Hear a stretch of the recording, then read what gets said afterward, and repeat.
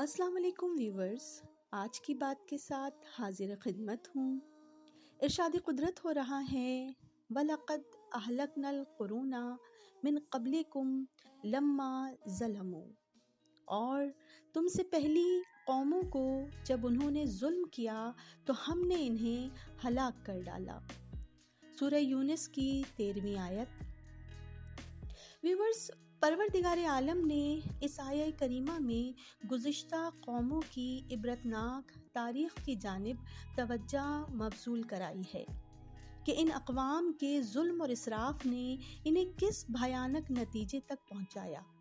خلق خدا پر کیے گئے ظلم کی بدولت عذاب الہی کے مستحق قرار پائے، اور تاریخ انسانی شاہد ہے کہ قوم عاد، قوم سمود اور ہر فرعون، شداد، نمرود اور حامان بدترین انجام سے دوچار ہوئے، کیونکہ اللہ کا وعدہ ہے وَاللَّهُ لَيَهْدِي الْقَوْمَ الظَّالِمِينَ کہ اللہ ظالموں کی ہدایت نہیں کرتا۔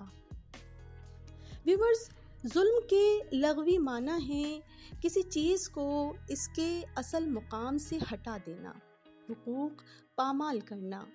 شریعت میں ظلم سے مراد ہے حد سے تجاوز کرنا، کسی کے حقوق چھین لینا، کسی کو بے وجہ تکلیف یا نقصان پہنچانا اور اللہ کے احکامات کے خلاف عمل کرنا، یعنی ہر وہ کام جو حکم الہی کے برخلاف ہو، ناانصافی اور حق تلفی پر مشتمل ہو، ظلم کہلاتا ہے۔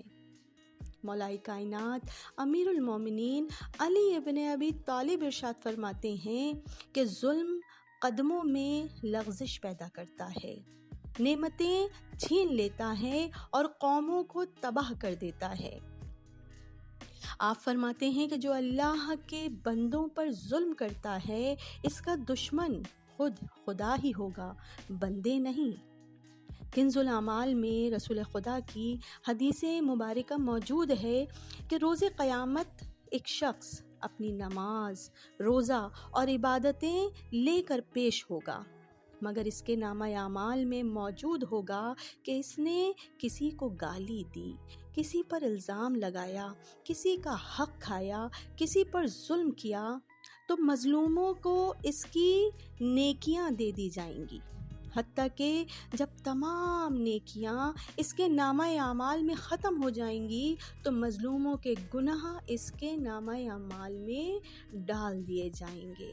یہ سلسلہ جاری رہے گا یہاں تک کہ وہ ظالم جہنم میں جا پہنچے گا۔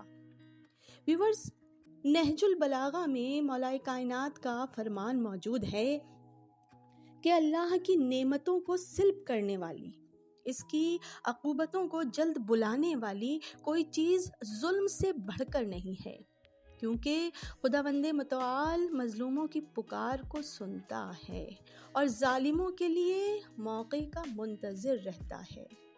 ظالم کی 3 علامتیں میزان الحکمت میں بیان کی گئی ہیں۔ اول یہ کہ اپنے سے پست لوگوں پر قہر و جبر سے ظلم کرتا ہے۔ دوسرا، بڑی ہستی کی، اپنے سے بڑی ہستی کی نافرمانی کر کے ظلم کرتا ہے۔